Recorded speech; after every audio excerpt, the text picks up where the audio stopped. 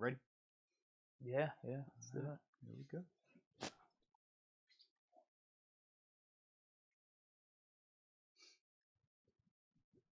What's up? What's up? It's the Arthur Musk Experience with Deke. I'm Arthur Moats, and that's my main man, Deke. What's good? What's the word, my friend? What is the word? What's good, dude? I like the fit. Hey, man, you know the Pirates won yesterday, and What do you got? You got a Three Rivers patch on the side too. I do. You see the hat gang going over here, one of these sides. Yeah. Then I got the Right custom. I was say one of these sides. I got the custom with the 5-5 on the fit for Moatsy, baby. So yeah, Not Josh man. Bell. Nah. At the time, Josh, I don't even think Josh was on the team when I did this jersey. So you never know. You know what I mean? Especially with the Pirates too. Just my luck, I would have got a bell and they would have traded him like right after that. So Well, I was gonna say that jersey's guaranteed. You know, you're gonna be in Pittsburgh, right? Absolutely. So I'm good. That's why I rocks the 5-5. But yeah, man, shout out to the Pirates. They won, man, what, 7-1 yesterday against the Cubs. The last two games they've been on a Yeah, roll. man. They got embarrassed against the Reds. It was so Yes. bad. It was like 30 runs or 29 runs in 2 games they let up. It was so bad. But then yeah, Cubs, they bounced back surprisingly. I mean, we talked about that, and not like we about to go into this baseball because this is not a baseball podcast. We already said the parameters and the rules for the Pirates to get talked about. They have to continue to earn that right, and they haven't earned it just yet. But because it was early and I was watching the game yesterday and I saw them look good, I said, you know what? Y'all at least get the jersey today. Yeah, so you were just chilling on a Sunday. Is that what it was? Man, I was vibing, you know? My little man G was sitting me. He was like, yo, Dad, is there baseball on? I was like, yeah, actually there is, son. And this team is our team. He's like, okay. And I was like, thank God they're winning. Yeah, exactly. Yeah, because it could have been bad. I know their goal is to tank. Maybe not that. I can't That say that. is the- I can't say supposed to that's be their the goal. That's probably the fans' goal for sure. the way that they're But even operating. yeah, even the it looks organization, like you it, got to be yes. thinking we want a top 5 pick, we want a top Absolutely. 3 pick, whatever it is. But there is a difference between being just a complete laughing stock Yeah. and being competitive. You're losing, but you also get that good pick. That's where I'm hoping we could land this season, as opposed to being the laughing stock. Because after that Red Series, I thought it was just going to be embarrassing. I thought the same, man. So at least the Cubs, they should be pretty decent. A lot of people are saying maybe this is a little bit of a down year for them, but still, Pirates look good against them. So we'll see what they look like. What tonight? I think it's either tonight or tomorrow. yeah, Padres tonight. I say so. We're gonna see if they can keep it going or not. But that's the full extent of baseball talk. Like I said, we don't talk baseball, but what we do talk is subscribers. So make sure y'all are subscribing to the channel, man. Showing love to this dope podcast that me and my man Deke, my main man Deke, have going on here. But without further ado, baby, it's time to talk football. I love football. You know I love my football. And with it being NFL draft time, we've been keeping up with this draft thing, and that's been the theme thus far. And the people like that, they want to hear more about it. So today we said we're going to rank our top 5 linebackers that are coming out in this year's draft, our top 5 running backs, and our top 5 offensive linemen. And the reason why I chose those 3 positions to start out is because those are the spots that, we have the most need in right now. Sure. And where we could see us potentially using an early round pick, whether it's in the first round or early in that second round, on one of these guys from these lists right here. So, I just feel like this is going to be the right day for it, man. Linebackers. Uh-oh. Inside linebackers, right? I did inside and outside, but not like 4-3 edge guys, if that makes sense. It had to be probably the same guys we've been talking about. Absolutely. Okay. Yeah. Cool. Mm-hmm. Yeah, so we were on the same page there. Yeah, and then the same with like O-line. And with O-line, I was like, all right, most of these guys were tackles. It was maybe a guard in there, but it was like, all right, if we're just talking about the best guys on this offense line right now, regardless of left tackle or right tackle, right guard or center, like how we ranking them. And that was the thought process. Okay, perfect. We're on the same page. Oh yeah. Come on, baby. Come on, Deke. I got you, baby. I got you. All right, so since I'm a defensive player, it's only right that we start on the defensive side of the ball. Because everybody talks about the offensive players. Running backs get all the love. Quarterbacks get all the girls. We know this. But linebackers do all the dirty work. All right, so we talking about linebackers first, Deke. Sure. That's what we going today. All right? I'm good with that. All right, so how are we going to do this? We haven't done this in a minute. You're right. Do we want to say our first, talk about? Yeah, let's do that. Let's say who we have at 5, and then who we have at 4. Then who we have at 3, then 2, and then 1. Okay. That sound good to you? Yeah. And then just kind of talk about it, going back and forth. We go through, whatever it is. Okay. Or we could just list our 5 right now and then just kind of nitpick back and forth. Yeah, I know. You could go either pros way. and cons, right? Yeah, exactly. Yeah. All right. So we'll stick with this. We'll start with 5, then work our way down. All right, so I'll go with my 5, you'll go with your 5. Then I'll go with my 4, you'll go with your 4. Okay, so we are gonna list them. Yes. Then. Okay. Yeah, we're I like go back. It. I like it. Yeah. All right, ladies and gentlemen. Coming at number 5 on my list, I have Jamin Davis, the inside linebacker out of the University of Kentucky. You want to do yours first, or do I want to like break down why I have him? Let's do that. Okay, cool. I'll go. Chasseret is my pick. I like it. All right. So the reason why I have Jamin at 5, to me, he looks like a poor man's Michael Parsons in terms of similar build, but he could add more weight to him. I think he needs about 5 to 10 more pounds on him, but I think he's a very instinctive, very productive player. His speed is the part that I question, and that's the thing that makes me nervous compared to a Michael Parsons. You know what I mean? Hold on. Yeah. Wait, what do you question about it? Well, because here's my thing. He's come out of nowhere. Correct, yeah. His 40 times, 4.41, 4.37. Now, this is my thing. 4.41 timing, sure. Watch the tape. He does not play a 4.4. And that, to me, that's why I say his speed. I don't care about what your 40 There is a football speed that absolutely. You can't explain. I want to see your game tape. A lot of guys test fast. Or some guys, for example, test slow and play faster. He tests fast, but if you watch him on tape, he does not play at 4.4. And that, to me, is the reason why I say his speed is a question and why it makes me wonder in terms of I think he could be a great zone dropper. And they did that a lot at Kentucky with him. But he doesn't play 4.4. So now, if you're undersized and I'm looking at you as a man-to-man cover linebacker, that makes me concerned. So that's why, to me, his speed is in question to me because he might time that. You cut the tape on, man. He does not play that fast, bro. Did you see his one interception he took back to the house? Yeah. I'm like, how is this 4.4? Seriously. So you tell me. He's got his own defenders catching up to him. Everybody's it's not even close. Yeah. And he did take it back to the house, but it was like a James Harrison take it back to the house. It was like he dove, like kind of fell in that thing, made it a front flip. He was wobbly at the end. I'm like, bro, I'm about to question your athletic ability and you about to fall on your own feet. So 4.4 on paper, sure. But you saw the same thing that I saw and that a lot of people see as well. That man ain't running like that. Not in game. That's my thing. Yeah. That's what I was wondering. Like, why haven't I heard about this dude till all of a sudden this week he's flying up draft charts and they got him as potentially a first rounder now. Yeah. Like Mel Kiper, even like the top guys. Seriously, they were like, yes. I've seen articles of them talking about Jamin Davis and I didn't really know who he was up until people just started pointing him out, and then I started checking out the tape with Kentucky, and he was jumping off the screen. Like, he is productive. That's the thing. You watch him. He's got good size, too. He does. He makes good plays. I just feel like for him, he's going to need to add a little bit more to his frame. 5 to 10 max, but I think that'll make him more of an every down guy instead of just like a dime or situational linebacker. Because to me, like going back to the speed element, for him to just be that, you're going to need to play faster than that, especially at the NFL level. When you talk about the guys you're going to match him up with on third downs, on these possession downs where you want a guy that can cover, he's not going out there and covering guys that are slow. It's going to be athletes out there. So that, to me, I want to see like, all right, well, was it just a bad game that I keep seeing? Or are you always tired when you get a chance to show your speed? Is that what it is? But it brings up some questions. So, yeah. I agree with you. Now, if he doesn't go first round and goes second, I feel like that's intriguing. Very, very because intriguing, we've been talking about the running back position and the linebacker position, and also the offensive line of, man, it's probably smartest if we go linebacker. There's more depth at running back.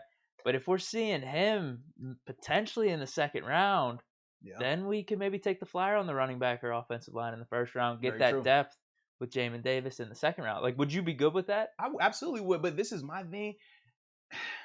He can play 3-4 inside backer, but he's going to be undersized and not as explosive as Devin Bush is. If you're going to be undersized in a 3-4, you want to have some type of pop, some power, at least some type of quickness with you, right? I don't feel like he's going to be enough of that to be that 3-down linebacker that we will be looking for at that point. That's my only thing. But I think he could excel as a 4-3 guy. In a 4-3 defense where he's covered up, I think he can excel in that role. Okay. So I have Surratt as my fifth. I like his game too. It was between him and Bolton. The main reason I have him there is I just think he'd fit better with Devin Bush, whereas Nick Bolton, he looked almost exactly like Vince Williams to me. See, you said Vince Williams. You know who I have? I said he looks like Sean Spence pre-injury. Okay. That's what it reminded me of. I watched him just like great natural instincts, understands, knows for the ball, but you could tell he's not the fastest. Undersized. He's definitely undersized, but really good. He's a really good player, productive player, but you could definitely see it though. Well, like I think Surratt might have a little bit more potential where he could fit some type of that hybrid role that we talked about, safety, linebacker. He seems to have that prototype.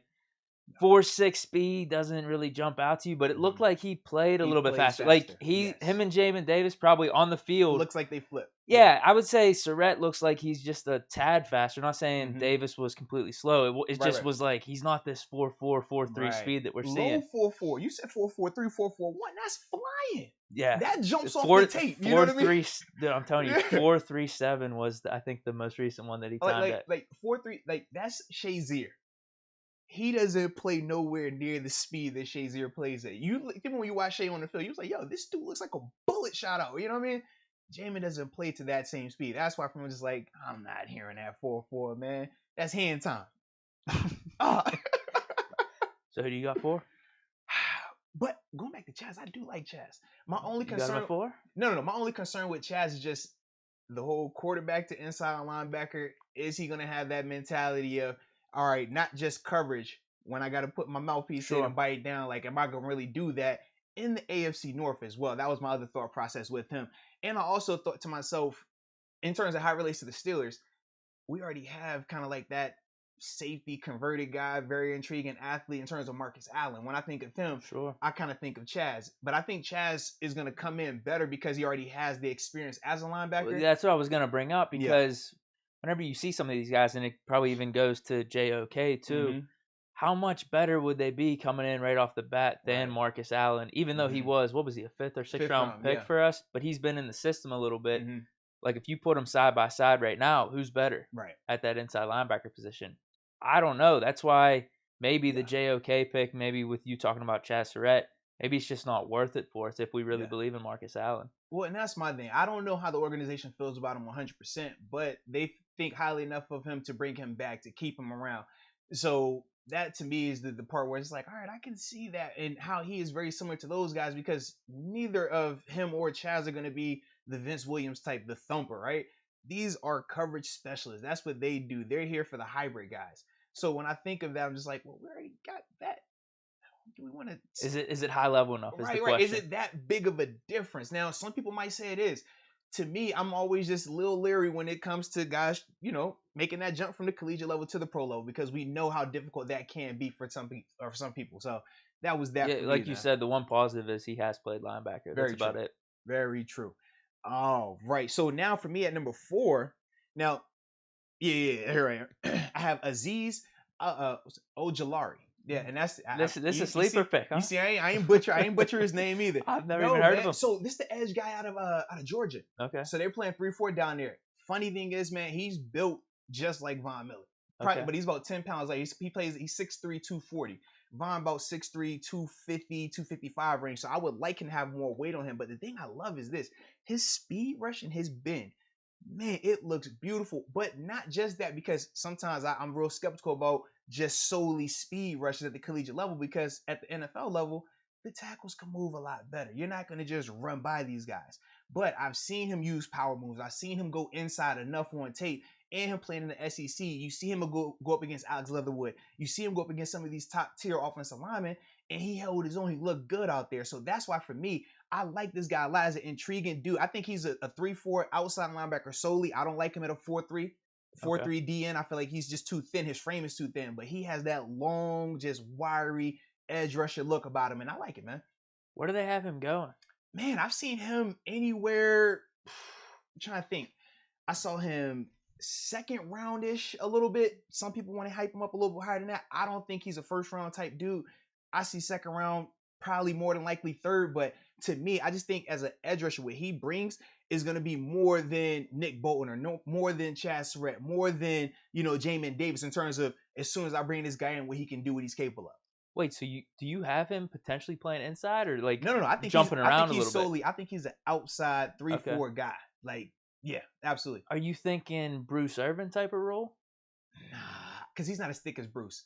Like, seriously, he looks like a combination of a poor man's Von Miller and the frame of, like, Deion Jordan, but not as tall. Because Deion's 6'5", 6'6", so not as tall. But think about that long, just linear frame, Short. but not wiry like a Darius Leonard. He's not like that. He's thicker than that. That's why I keep saying Von, because Von is still long and lean, but still has a little bit of body on him. You know what I mean? And that's when I look at Azeez, I think of the same thing like that. So I'm assuming our top 3 is the same names, just potentially a different order. Mm-hmm.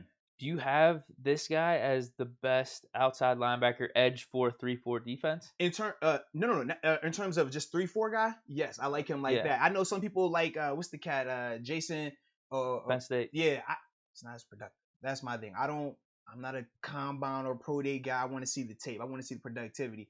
And with Jason, he doesn't have the pass rush moves. I still question in terms of just his overall knowledge of the position as a whole, just certain things you see on tape. Whereas with Azeez, he just seems like he understands the position. You know what I mean? And also, knowing one of the guys who was down there coaching him in terms of Jarvis, I know what Jarvis knows from a football standpoint, and knowing what he is teaching that kid, I'm like, all right, I do like that as well, because now you see, okay, he's committed to playing the run. He's going to do this thing right. He understands how to take it upfield, how to have a counter move and things like that. So that's why, for me, I have him where I have him. Okay, got you. So 4, I have Jamin Davis. Honestly, after the 40 times and after like 2 of the highlights, I was like, I'm ready to put this dude at number 1 or like 2 behind Parsons, man. I'm ready to put him above JOK and Zaven Collins. But I was like, you know what? I'm gonna be level-headed here. We got a podcast. I want to be talking to an expert. Let's just put him at 4, and then I could change my rankings later. I'm good with him at 4 right now, just based off everything we've talked about too. We're kind of on the same page with this. Yeah. So 4. But I like the upside. If he played as fast as that 4.4 time, now I'm not saying he's a poor man's Michael Parsons. Now I'm saying this is Jamin Davis. Sure. But seeing how he doesn't play to the speed that he's timed at, it's just like, all right. And there's got to be, how fast you are. And there's got to be something too you don't know about this guy randomly when college football season's happening. You don't even have him on your draft boards at all. Yep. Now all of a sudden he's almost a first-round pick. That's concerning. But then you have the opposite sometimes, which pisses me off, where I'm saying there's this dude, man. He's been on your boards. He's been on your radar for, ever since he came into college, saying he's a top prospect. But little things, I'm thinking of Vontaze Burfict specifically. Yeah, absolutely. Because, dude, if he would have came out after his junior year, he'd have been a first-round pick. He would have been a top 5 pick. And then all of a sudden, senior year, I forget what happened. Character issues. Yeah, he didn't get kicked off the seat. It was something that I happened where he got in big. Like, he kept getting in trouble. I can't remember, but then for him to go completely undrafted, I was like, you've got to be kidding me. You could have easily taken him in the 3rd or 4th round. Yeah.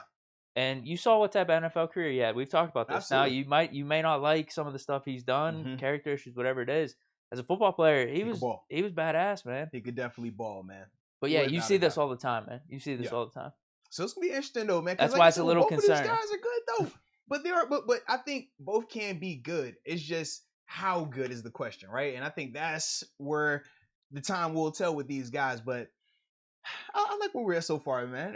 We're simpatico right now, man. Number 3. Yeah, but hold on. Before we get to our number 3, everybody in the chat, man, let us know your top 5 LB prospects coming out in this year's draft. I know we're about to give our 3rd person right now, but yeah, list your top 5. Let's see how y'all compare with what we got going on right now. Yeah, absolutely.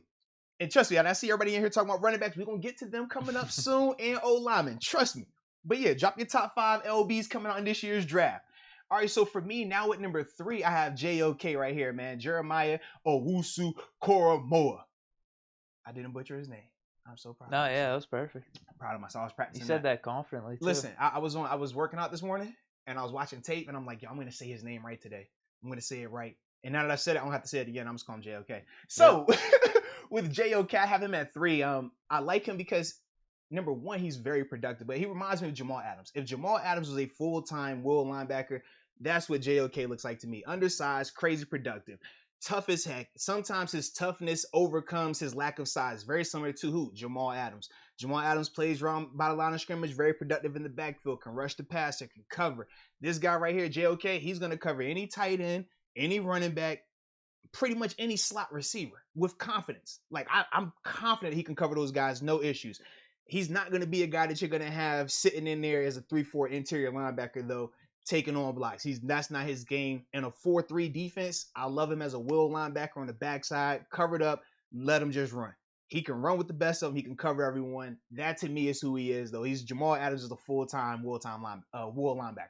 Yeah, if he gained a little bit of weight, yeah, that's what it would be to me. Yeah. So number 3.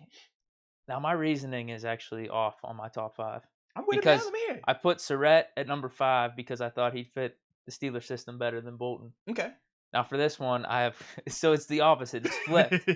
I have JOK at 2 because I'm considering JOK just in a vacuum the better player than Zaven Collins, not thinking about drafting for the Steelers. So gotcha. Yeah. What I did for my 5 and 6 spot is different from my 2 and 3. But it is what it is. It's all feel. That's what it is. See, for me, so I'm doing similar things, but at the same time, I still, in the end, I take away if I would want them on the Steelers or not. And I'm just saying, I'm watching this guy, if I'm a GM, who do I think the better player is? Yeah, I guess I could say that. So then. That's kind of like I guess I could say that with 5-6 because Surratt over Bolton in today's NFL. Yeah. I could go with that then. And my peoples have let me know. Shout out to my boy Damo again. He let me know that JOK is from the 757. That's the crib. So now I'm even more a fan. I might move him up to number 1 on the list now because he's from the hometown. All right, I'm biased. You know I'm biased. All right, so I like the kid even more now from the 757. I think, was it Bethel? I think, like Newport News area. Yeah, Newport News for him, I want to say.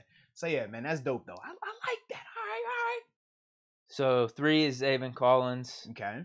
I do think if it was just Steelers, I like all the stuff that you've talked about with him previously and how he would fit a little bit better than JOK in our system. And then obviously already potentially the similarities of JOK to Marcus Allen. Very true. Where it may not make sense, but right off the bat when we did those first mock drafts, going in blindly, like I was a big fan of JOK. Yeah. So right off his tape is hot. That's what I mean. If I was looking for someone like the Honey Badger or like you said, Jamal Adams or like Isaiah Simmons last year, JOK is the guy. Is that what we're looking for right now though? Are you talking about in Pittsburgh? The Steelers.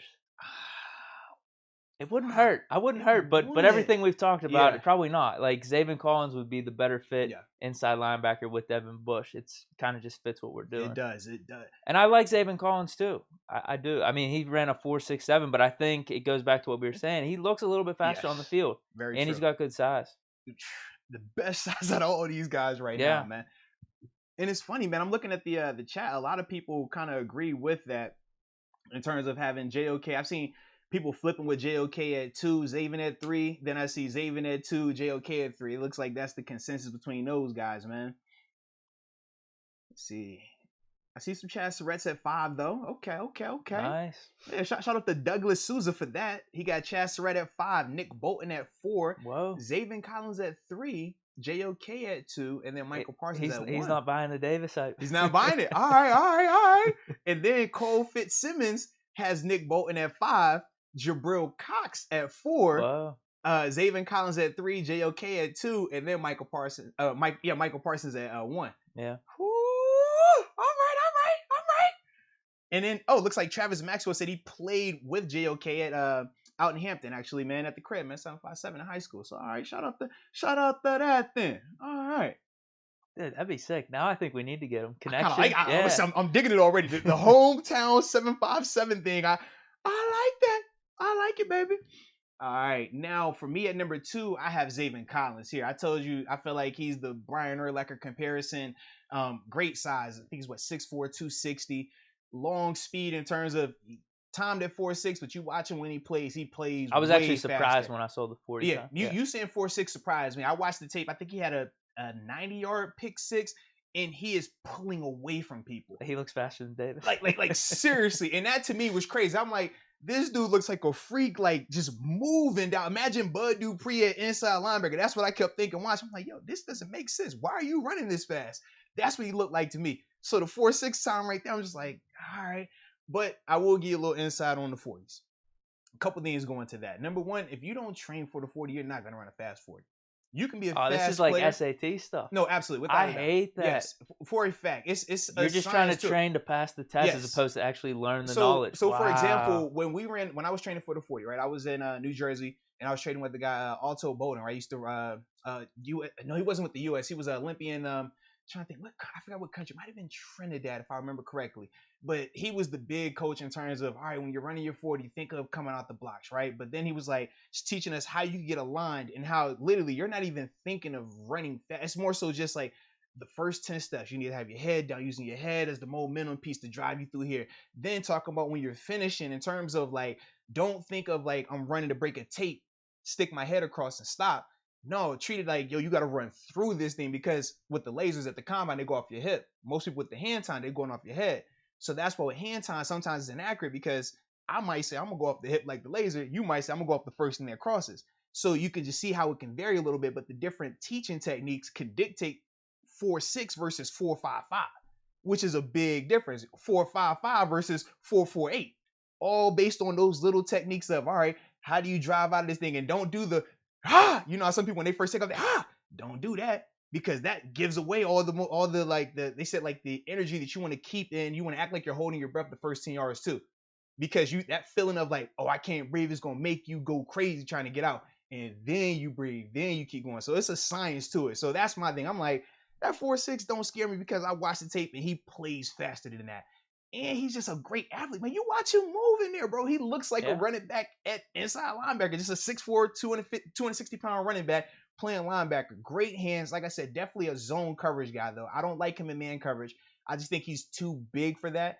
He can even bump out to play outside linebacker. I don't think I would do it, just because I think he's so productive that I wouldn't want to bog him down to just one side of the field. I think he's rangy enough that he can go sideline to sideline. He's good enough in coverage, especially zone dropping and just reading routes. I like him being able to do that, but you can send him on blitzes. He can bend the edge.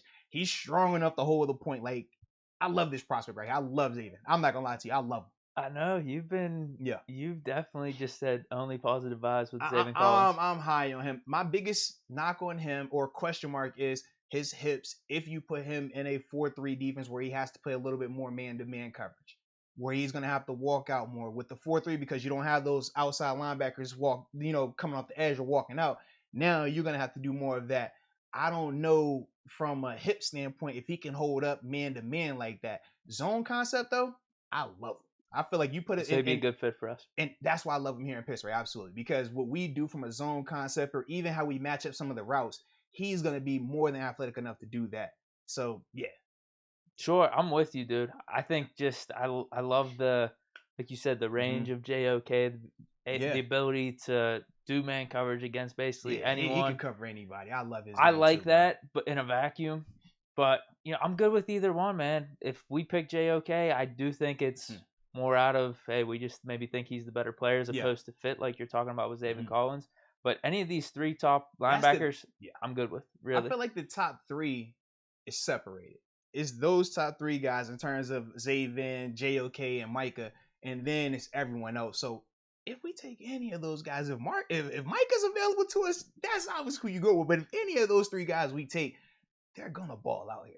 It's more so we're just splitting hairs in terms of, all right, I like this guy to be a little bit bigger. I like that guy to be a little bit more in this scheme. I like this guy a little bit in that scheme.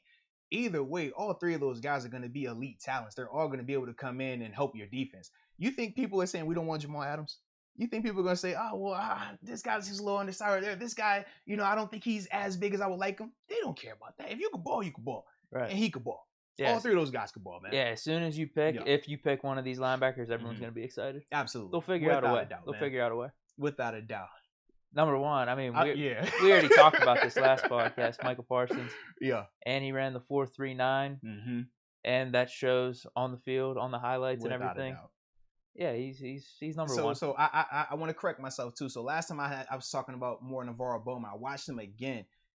Darius Leonard. That's who I feel in terms of, like, you see the wiry frame, right? Remember what I was saying? Like he doesn't look like he's I think you said 245, 246. You said, yeah. And I was like, he doesn't look like that. The 6'3" frame, he looks like Darius Leonard to me.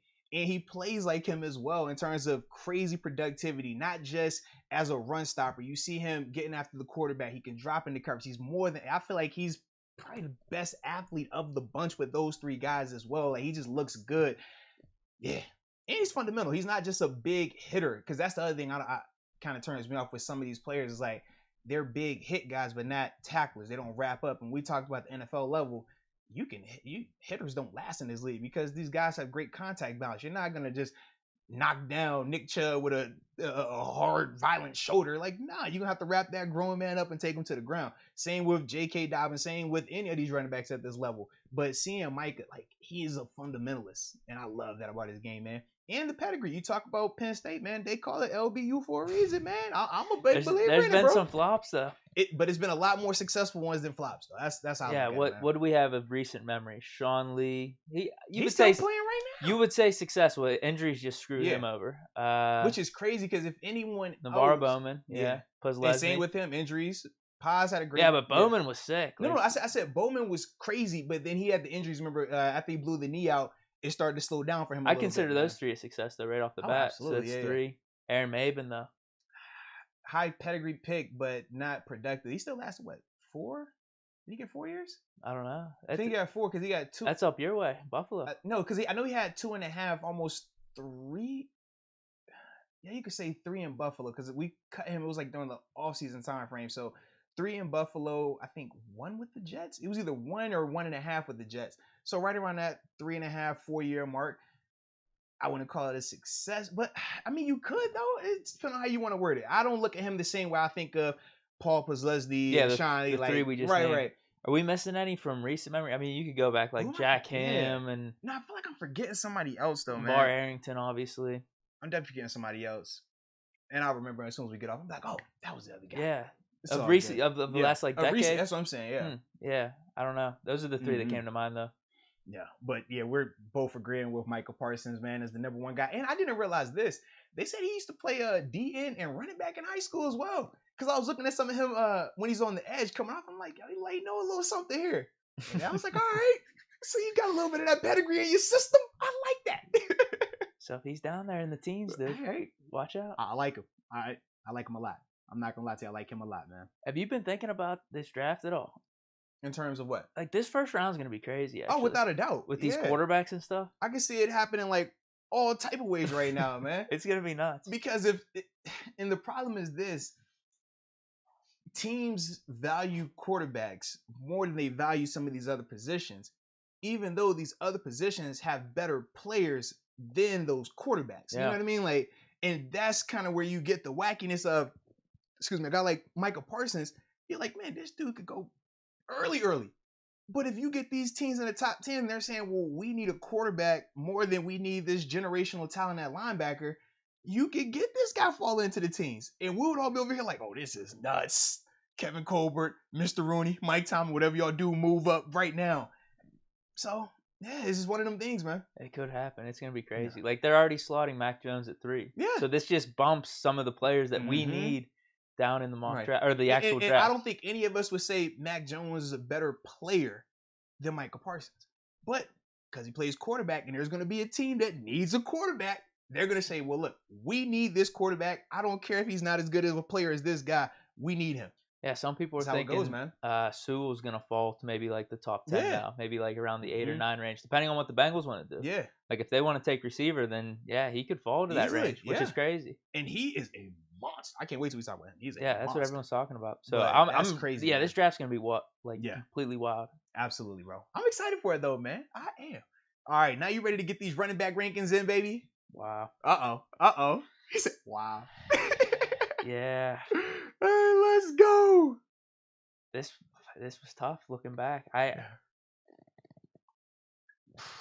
I'm going to be in a tough spot here whenever I rank these. No, trust me. I'm with you, man. Are you questioning things? I'm good on my top 3, maybe? I don't think I am anymore. I'm not good at all, though. For a fact, I feel like I know who my top 4 are, but the order, I can keep switching it. And then my 4, 5, and 6s, I'm like, I can move those around too. So, yeah. Man. But anywho, you want to lead this off, man? Yeah. You start with your 5? Do the same thing. All right, yeah. So you go with your 5 first, and I'll name my number 5 after that. Okay. So yeah, I was between a few players on this one. Yeah. Chuba Hubbard was in the mix. Mm-hmm. Trey Sermon was in the mix. Yeah. But I had to go with my guy that I've been talking about ever since we started talking these rankings and running backs. Kylan Hill, dude. I gotta go with him, man. I'm watching these highlights, and I think he's a little bit shorter than him. Mm-hmm. He looks like Arian Foster to me, honestly. Okay. I see some of the juke moves. He's got the speed where he could just burn cornerbacks and safeties when he gets to the second level. I don't know if it's the white socks because I guess that You always wear white. It makes you look faster, bro. yeah. Where did he That's put? definitely a It was trick. Mississippi Yeah. State, right? So he has these high white socks with Yeah. the white shoes, and that's exactly what It Arian makes you look Foster faster, wore. bro. It always makes you look faster. But I'm telling you, because I looked at some of Arian Foster's plays. Yeah. They got similar juke moves. They kind I of got like that. similar Nah. animations and stuff. So Arian Foster was a great running back. Let's not act like he wasn't doing his thing for a while down in Houston, man. So with Kylan Hill, I mean, he balled out in the SEC. He like sat out this year, so I don't know if that's why his stock's down a little bit. But dude, I really like Kylan Hill. I'm gonna stick with him at 5. But honestly, you could have told me Servin, you could have told me Hubbard. Yeah. I'm not gonna be too against that. But I'm just high on Hill. I think this is like my one take that I'm throwing out there. If it comes to be, we're gonna look back on it and say, hey, Deke knew something there. So I like how you have your one hot take. I have one as well. Okay.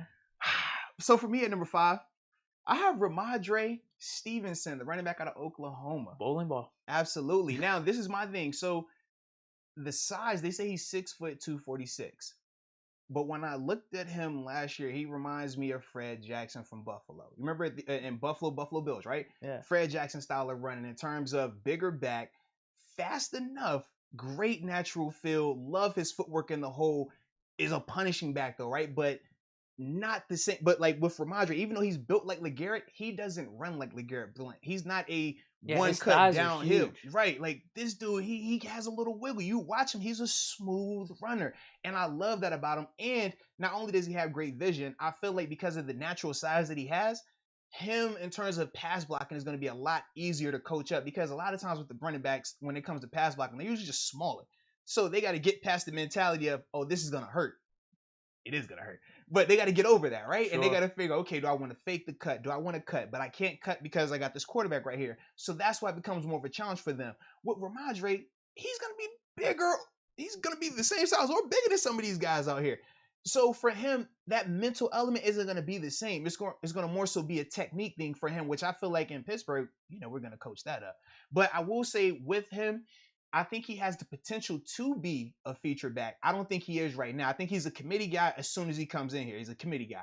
But I do think if he loses some weight and he does develop to be a Fred Jackson style running back, he could be a feature back for a team. Not saying he's going to be an all-pro, but I just think he has that capability, man. What about Le'Veon even? Because Le'Veon's thighs were huge in college too. See, like I just don't think... He looked completely different his second year from his rookie and his college years. Like to me, Ramondre, his agility isn't as like, think about when you watch El Bell, how explosive he is coming out of them cuts. The dead leg is crazy because how explosive he could just put the leg out there and it's like no ACL on it, just burst it out. Ramondre isn't like that, but he has that smoothness where he can set you down if he needs to. He has the smoothness where he can stick that leg out there. It's not going to be as explosive, but he can get that. And that's the reason why I said more Fred Jackson than Le'Veon. You know what I mean? Because with El Bell, that thing's different. Maybe at least the transformation, like the body transformation, though, potentially. But and he could do that. To me personally, though, I don't want him to drop down that much. I want him to drop down about 5 to 10, get in that 230, get to about 230, 235 range. If you can get there, you're gonna be plenty fast. You still gonna have great size, but you're gonna wear on the defense.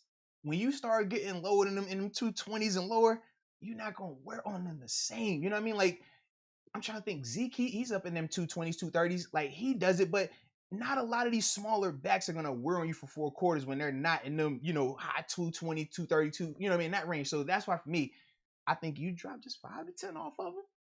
Perfect. I love it. Okay, cool. Yeah, man. All right, who you got at number 4? We haven't really talked about him at all. Uh-oh. Michael Carter, dude. I like you. Dude, the juke moves. Uh-huh. The speed. It's unbelievable. Say it. What a comparison. Who do you think? Oh, man. I didn't think of anyone right off the bat, to be honest with you. Oh, man, I thought it was an obvious one. Oh, my gosh. Are you saying Fast Willie? No, I don't know. I don't have a comparison. It reminds me of the other running back in Philly, not named Shady McCoy. I was thinking some of his cuts were like Shady, but he didn't seem like he ran like Shady. Sproles. Okay. I'm thinking Sproles. When I see him undersized, right? I think the kid, he's 2 inches taller than Sproles and about 7 to 8 pounds heavier than Sproles. But in terms of their running styles, You watch him, you watch Sproles. I feel like number one for Michael Carter. You got him at 4 too? I did. That's kind of I just hopped right there with you. No, but that's good. I like that. I think our lists are pretty good so I far. think off break day one, he's your punt returner. Like he brings you that right there in terms of just open field, make you miss ability, but not the same style of runner as Ray. We know Ray, he's gonna give you, the one cut and then he's going. Whereas we said with Deontay is more the lateral wiggle. This guy, he's got the lateral wiggle, got both. But he can still go to and that's the thing I love about him. And then when you watch him on tape, I'm just like, dude, it's like flip a coin. Which one you like better between Michael Carter and Javonte Williams? I feel like Javonte has a little bit more size on him, and I think he's a little bit more of a bruiser. He is. He definitely is. But with Mike, I'm like, he has that button where he could just to the house, and I love that. Something about that speed. What did North Carolina finish?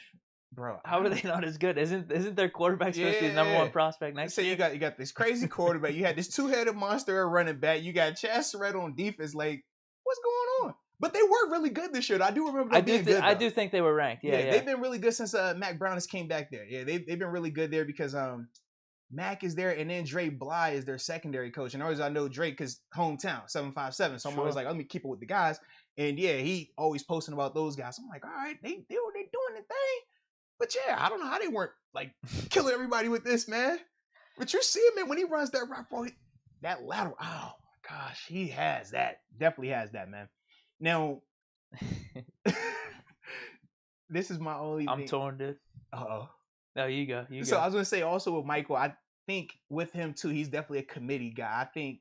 Yeah. I don't think you're ever gonna be able to use him as like a feature back, and I think that's another reason why people have Javonte slated higher than him, because Javonte gives you that vibe. Whereas with Michael, I mean, best case he's Sproles, but yeah, I just don't think that even Sproles best which may be more valuable in today's NFL. Maybe he's used a little bit more. Yeah, maybe it's almost. He's a mismatch as a wide receiver. Yeah, I was gonna say it's like you could line him up almost like you'd line up like Tyreek Hill or something like that, but then have him in the backfield too. Like, you could move them all around the field. Yeah. Whereas I don't think they were really doing that with Sproles. Like they were, they could have. But I think now he could be on the field like 80. Oh yeah, today's NFL, time, absolutely. Even though he's not the featured running back, absolutely, which makes him very intriguing. Exactly. Yeah. So, all right, top three. Oh, here we go. Oh, before we get our top three, okay. You already know in the comment section. Drop your top 5 NFL draft running backs that we got coming out this year. Let me see your list. That's good time. I'm seeing some people's lists over here. Okay. Shout out to y'all already getting on the movement too. All right, so let's start with Call Me K before we're at that number 3 mark. Let's hear it. So Call Me K has Trey Sermon at 5. Oh, okay. I was thinking about it. I got Trey. He's one of my honorable mentions. I got all right. So they had Trey Sermon at 5, Michael Carter at 4, Javonte Williams at 3, Najee Harris at 2, Travis Etienne at 1. That's Call Me K. All right. Then Cole Fitzsimmons has 1A, Najee Harris, 1B, Travis Etienne, 1C, Javonte Williams, Trey Sermon, and Michael Carter. He's have them all lumped in there. All right. We got my boy Damo saying a sleeper pick is Kenneth Gainwell out of Memphis. Yep. All right. We got Javon Roselle says Michael Carter at 5, Kenneth Gainwell again at 4. At number 3, Najee Harris, 2, Travis Etienne at 1, Javonte Williams. Interesting. And then Bubba has a similar sentiment here. Trey Sermon at 5, Michael Carter at 4, Travis Etienne at 3, Najee Harris at 2, Javonte at 1. All right. I like how we mix it up a little bit, baby. You gotta mix it up a little bit. While we mix it up, make sure y'all subscribing too, man. While we just gonna mix it up, it's just subscribe. It's the red button. Boom. Can't miss it. Those last 2 comments. I'm starting to lean their way. No, you for real? Okay, I like it. I don't know what's happened to me, but it's draft season. I'm not gonna go all the way there. But what I am gonna do, you might get mad at me. Oh, here we go. Bumping Etienne down 1. Okay. Etienne's 3. Okay. I got Williams at 2, dude. Okay. I'm borderline ready to put him at 1. I'm not gonna lie. Okay. I'm almost there. Because I think he could do it all. Okay. I've just been so high on Harris, I can't bump him off that quick. It's cool, baby. I'm not so tripping. before the draft comes, Williams may be my number 1 pick. And that's completely fine, man. That's completely fine. He's a really good player, without a doubt. Dude, I just really like what I see. It's the combination that he brings of this speed, and then he'll bulldoze over people. Mm-hmm. Harris, though, he's done it in the SEC. There's things about Javonte, just his running style. It looks so much more smoother. I guess you could even say Etienne as opposed to Harris. But Harris, man, even though he was with Alabama, I've seen many times where he's getting stopped about like at the 2 or 3 yard line, and then he's just making stuff happen, whether it's juking, he's power throughing guys. And it was in the SEC. To do that at Alabama, that's really impressive. So I'm not going to knock him off just yet. Maybe I got to grind the tapes a little bit harder. But I'm going to go Harris 1, Williams 2, Etienne 3. Okay. So for me, I'm almost putting Williams 1, dude. But I'm sticking with Harris. So for me, I have Williams at 3. To me, he looks like a slower Dalvin Cook.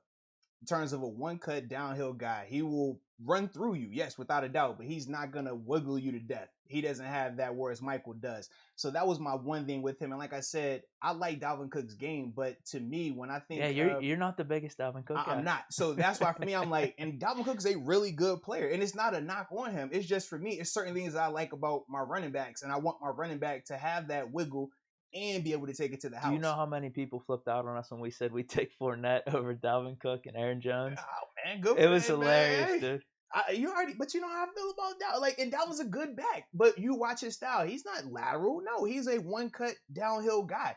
And the difference is, the reason why I keep bringing up Dalvin versus Javonte is, like I said, their styles are very similar in terms of how they run. But with Dalvin has a faster gear. When Dalvin hits that hole, man, if you're not there, that thing can go 80. With Javonte, not the same always. Just not there yet. Could develop. I just haven't seen a lot of guys get drastically faster once they make it to the pro level. That's my only thing. But the one thing I do like about Javonte is not a lot of wear and tear. We talked about he's young. We talked about him sharing the backfield with Michael Carter. It's crazy. I love all of those things. Yeah. Absolutely. I love that, man. He's 20 years old right now. He's going to be 21 when the draft hits. So if we're talking long-term, this is beautiful, right? Because we know the running back position. We know the shelf life on it as well. With him being that young, maybe you could gain speed. Well, you never know, right? I've just never seen it at that level. That's just me personally. I haven't seen it. He just spends one offseason devoted to the speed training. We'll see, man. We'll see. Like you have, is it Dion? Who's a couple of these guys? They're working with some dude named the Route God out in Cali. Oh yeah, just helps you. Yeah. Get your crisp route running. Yeah. Mm-hmm. So, and then you got the footwork doctor down in Texas. Let's see. You got. I forgot the other guy's name. He's in Florida. Bomberitos. Yeah. Everybody got their name, man. They need a guy to Speed King, so he could go to the Speed King. That's what it is. Yeah, he'll work on that one of these off seasons. I do like his game though, and I do think very similar to Michael Carter, he is a mismatch as a receiver. He can go out there and catch the rock and do what he do out there. Like I said, it's a dope back, and he has the potential to be a feature back, just like the other two guys in terms of Harris and Etienne. Very similar in terms of what you're projecting these guys to be. But the reason why I have him at 3 is because, like I said, I think his pro comparison is Dalvin Cook. Whereas when I name my 2 and 1, so I have Najee Harris at 2, I got Travis Etienne at 1. My comparisons for them, Najee is L. Bell. He looks like L. Bell. Definitely. I'm taking L. Bell over Dalvin Cook. Prime L. Bell, not right now L. Bell, but prime L. Bell, I'm taking over Dalvin Cook 7 days a week. Like, that's just how I feel about him. And when I watch Najee gives me that vibe. Bigger back, great vision, great footwork, athletic, can jump over guys. He's going to hit the hole. He's going to get you into the foot race. He's just never going to win the foot race, which is fine. But if it's 30 and in, I like Najee. 30 and in, I got my money on Najee because he's going to make something happen. But you want to give him 20, 25 carries and just have him dominate and he too. Can do that. He has the size for that. He is the back we talked about. Going to wear on you. You're talking me back. He's going to wear on you. Thank you. The size that he has. We talked about with Javonte. We said, man, pass blocking. How's that going to look? You're not worried about that with Najee. With his size, it's the same conversation we had with Ramondre Stevenson. We just got to coach your technique up, baby. That's it, because you got the size. You're going to be big as these guys coming in. He was good too, by all accounts. So that's my thing. When I look at him, I'm like, I love his game. He reminds me of L. Bell. Y'all know how I felt about L. Bell when he was here. Like, that's dude, that's my running back. I love that dude's game. So that's why I have I have Harris at 2. Now, the reason why I have Etienne at 1 is because Etienne, when I watch him on tape, I think Saquon. That's where I think Zeke. And this is my thing in terms of just big play capability, can just change the dynamic of a game in one play. Harris doesn't have that. Harris isn't gonna just, he's gonna go 70 right now. Harris isn't doing that. Javonte, I don't think is doing that personally. Michael Carter can, but we already said with Michael Carter some of his limitations. With ETN, he's built like Dalvin Cook in terms of size and in terms of height and weight, but his play style is more similar to the Saquons and the Zekes in terms of just the explosiveness, the lateral ability. He can catch out the backfield. You put him up. All right, we're gonna line him up outside on third down. All right, cool. He gonna torch whatever linebacker you put out there. Sure. All right, if he makes one guy missing that hole, it's a track meet. And I like my money on Travis right there. Like, that's what he is. The blocking, that's what we're going to have to see. He didn't really have to do a lot of it, but we're going to have to see that. And we talked about just what that could be and what you could do to work around it. In terms of, all right, if he's not the best blocker, all right, well, this is what we'll do then. Every time you in here, you're going to check release. That's your job. You're just going to chip this in, and then you turn it around, I'm dumping it to you, and now you go to work. That's my thought process with him. I'm not going to keep him in there and make him have to hold up against these big guys. No. You good. We good. We can work around that. But to me, ETN has home run ability, and he has the better size than your Michael Carters and stuff like that. And he has the lateral. Like, I love how he could just sit a guy down. You think about how Najee, when you watch Najee will sit you down. Sure. We said with Javonte, you don't see a lot of him just sitting a guy down with his wiggle. That's not his game. Travis has the wiggle, but then can take it to the house as well. So that's why, for me, I got ETN at 1, which is why he's been at 1 for the past 2 years. And now all of a sudden that he's available and people are bringing up this close to the draft. Now all of a sudden maybe he's not as good. But 2 years ago, and then even 3 months ago, we was all talking about how he's the best running back price we've seen for a while right now. But now it's different. So were you questioning your list at all? Because it seemed like you were like, no, I was good on my top 3. Okay. It was the rest of your list. 4 or 5 because, like, when I think of Trey Sermon, I was like, man, he reminds me of Melvin Gordon, but doesn't have the home run speed the same way, but smooth, just natural feel. When I looked at Chuba Hubbard, I said, man, lightning fast, fumble issues, which I don't like, but I was like, that's a poor man's Christian McCaffrey right here. Like, I don't see it. Ooh, that's a good one. But no. But poor man, because you got to think with McCaffrey. McCaffrey is elite because he gonna make you miss, and he can go to the crib, right? He gives you the go to the crib part. He's not giving you a ton to make you miss part. Right. And that's why I said poor man. So even though you hear the name, I give you the name because it's somebody that everybody can recognize. But and you could see it though. Right. Like you can see the framework of it, but we're not saying that he's on that level. Yeah. But it's just the easier comparison. Oh, okay. That makes sense right there. All right. You've talked me off the ledge with Harris and Williams for now. So I'm good with Harris at 1 still. I'm good with Harris at 1. I'm with you, man. I'm with you. And let's see, we got some more coming in for their list. We'll see how they ranking with us. Okay. So we have, let's see, Sky Hunter, Trey Sermon at 5, Michael Carter at 4, ETN at 3, Javonte Williams at 2, and then Najee at 1. So that's similar to you. You just got to put Kylan Hill at that 5 spot. Then we got Jarrett, who's a Slingerland, has Kenneth Gainwell at 5, Javonte Williams at 4, Trey Sermon at 3. Whoa. ETN at 2, Harris at 1. You know what? I will say this. Whenever I was watching some stuff on Trey Sermon, I was thinking like, wait, how is this dude not like in the top 3? Yeah. But then, you just watch the other guys. This is different, bro. You level your head out a little bit. You're like, okay, I could see. Like, he doesn't have too much. Now, with Javonte Williams and Michael Carter, they didn't get too many carries. Trey Sermon really didn't either. I don't know what was going. Did they have a second back that they were using? I don't know. He didn't have too many carries, but there were games where he'd get 20 or 30, and that's when he had like 300 yards versus Northwestern and like in the playoffs against Clemson, like crazy. Yeah. With Trey, I just don't know what his ceiling is in terms of, like, I feel like you draft him, he's a committee guy right now. Could he develop into that? Sure. Like I said, that's why I had him as more of like the Melvin Gordon type, just looking at their styles of run. You know what I mean? But you know how I feel about Melvin. I'm like, I'm not the biggest fan. I'm like, can he be a feature? Sure, but it's kind of like that conversation of wide receiver 1 versus a franchise wide receiver. Wow. Is he RB1 or is he a franchise running back? Like, that's deep, dude. That's how I feel. But with Melvin, I'm like, you're RB1. That's a perfect way to put it. Are you Saquon? Are you Zeke? Are you L. Bell in his prime? Like, I don't think that he's ever gonna be that. But he's still a quality running back. You still want him on your team. He'll do the things that will get you through a game as a starter. Like, he'll block. He'll maybe get you 60, 70 yards, maybe a touchdown. Mm-hmm. Well, does he fumble a lot? Did you say he fumbles? No. Chuba's the one that got fumbles. Okay, yeah. So I don't know the exact record on Melvin Gordon's fumbles, but it seems like he can get you through a game as a starter. Yeah. Be pretty competent. But yeah, you're right.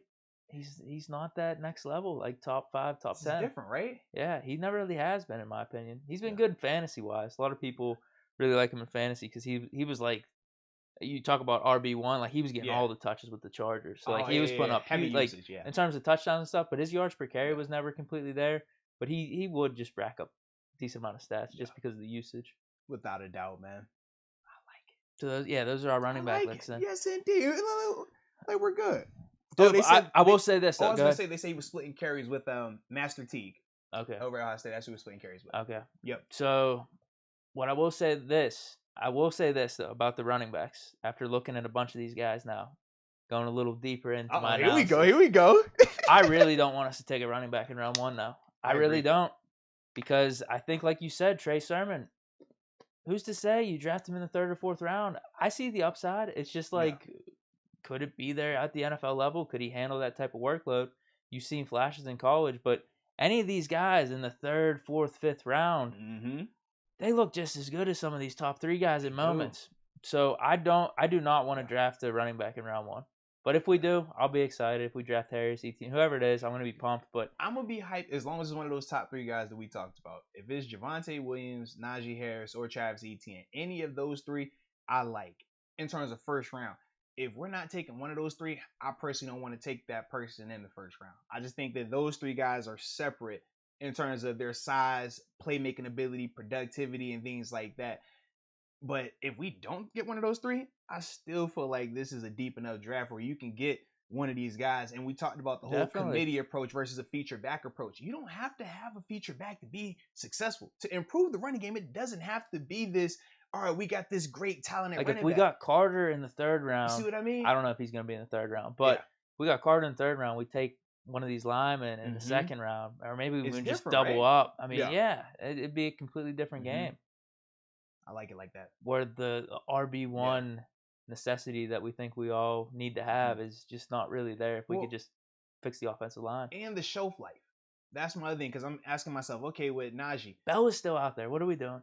But this is the thing that I get, right? When I think of this, I'm just like, even though, these might be great players and great prospects, how long are we going to get that great level of play? I'm just thinking to myself, like, what running back did we see come in and have a 10-year just stretch of dominance? Not 7 good years, 3 bad years, or all right, he got 5 good years, 2, and then he's kind of on a roster hanging out. Like, who have we seen? Since AP, really. Right. And even then he was out a couple seasons, like in the latter part of that. I thought Shady McCoy, but I was like, when Shady, that last year in Buffalo, you started to see him take a downturn. But he had like a good, you're right, like 7-8 years. Yeah. Running backs aren't doing that these days. That's my thing. I'm just like Zeke. I mean, he had that peak for 3-4 years, but now at him right now, like, it ain't been the same since Cabo. Well, let me look up. No. That's what they say, right? Let me look up LaShawn McCoy. Okay, 6 Pro Bowls, 2 All-Pros. So Philly, his rookie season, he had, because he was crazy early on. Like, he was dominant. We know that. Yeah. So what year is this for him I'd right say now? 09 to 17. Like, he was really solid. Yeah, really solid. So what is that? How many years? That's 8, I guess. 8, 9. But like his rookie season, he only had 637. His 1,000-yard stretch went from 2010 to 2017. I think that's 8 years. Yeah. If you do the math, because you have to count like the 2010. Year. Yeah. So yeah, maybe that's 7. 2010, 11, no, it's 12, 8. It's 8. 13, 14, 15, 16. You're right. Yeah, because you count the first one. Yeah. But and even that's a great career. It's great, but it's still 10. It wasn't like, I mean, not saying that he's still not playing, but we're talking like the dominance, right? The top guys right now, it's McCaffrey, it's Zeke Elliott, like we said, Dalvin Cook, he's been hurt. McCaffrey's been hurt. Saquon Barkley's hurt. Now. That's why I don't. This is another reason I don't want to draft a running back in round 1. I'm with you. I'm just like, I don't want to touch that. Yeah. 2nd or 3rd round would be good with me. Yeah. Because, like you said, we think about when Zeke came in, he set the league on fire. Saquon set the league on fire. All these guys set it on fire. Gurley set the league on fire. Bell even too. Bell, he just like, he was hurt. And then after a couple years, it's like, dang, it ain't the same anymore. Yeah, James Conner wasn't on Bell's level, but the production was almost exactly the same. Almost exactly the same. Yeah. And same with D'Angelo, actually. We didn't miss a beat when we lost Le'Veon. There were certain things you missed. Yeah. Certain little things, but holy hell, the offense was still pretty damn good with D'Angelo, and he was Did he lead the league in touchdowns? He had a ton of touchdowns. No, 1 year. The first year he got here, I thought Yeah, he did. because he I think he played the first 2 games. He lit it up. Yeah. And then Bell came back, and then Bell got hurt in the Bengals game from Burfict. And then he killed it again. Yeah, D'Angelo played like 9 or 10 games that year as a starter. Yep. He had double-digit touchdowns. Like, his No, pace but was crazy. people forgot too, like, D'Lo was a monster in Carolina. People, I don't know why everybody. But he was like splitting carries. He was splitting with Stewart, but he was still like when he left there, he was like their all-time leading rusher, all-time leading in terms of like rushing. He had all their records. Like, he could still get it done. He just wasn't that 1,500-yard guy per season, but he would have probably if he would have been the starter with the Steelers the whole time. But the funny thing was this though, man. When he came to Pittsburgh, the thing that Coach Tomlin did to get him right, he had him drop weight.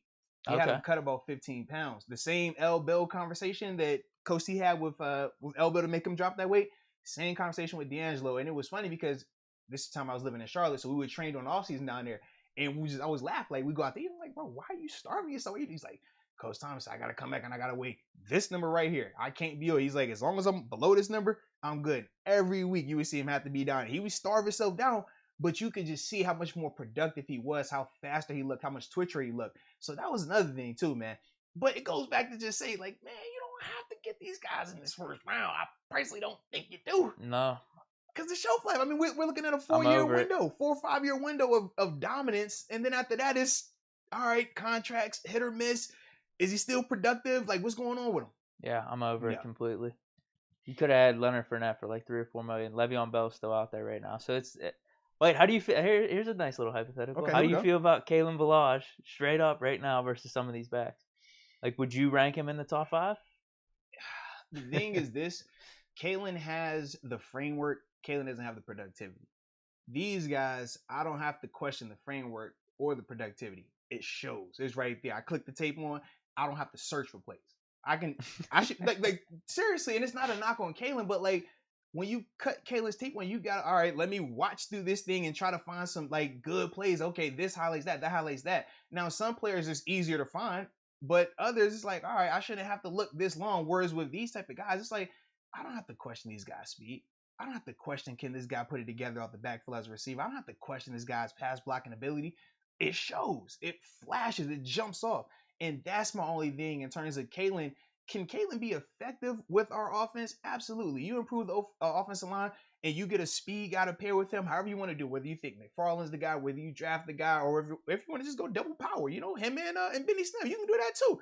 But to me, it's just like, I think he's still committee right now. Whereas when we're talking about Harris, we're talking about Etienne, we're talking about Williams, I feel like they come in and day one, they're the feature.